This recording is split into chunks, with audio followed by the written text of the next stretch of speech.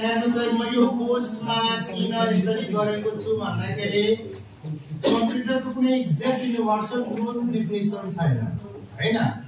जसरी computer oriented machine particularly united and used under technical and educational research पनि दिएको हुन्छ।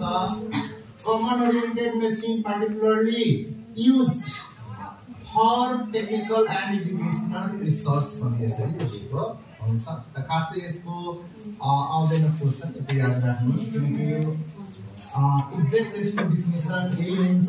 तर तपाईलाई अप्सनमा यदि चारवटा अप्सन यदि कम्प्युटरको डेफिनेसन दियो भने तपाईले एउटा के दिएको हुन्छ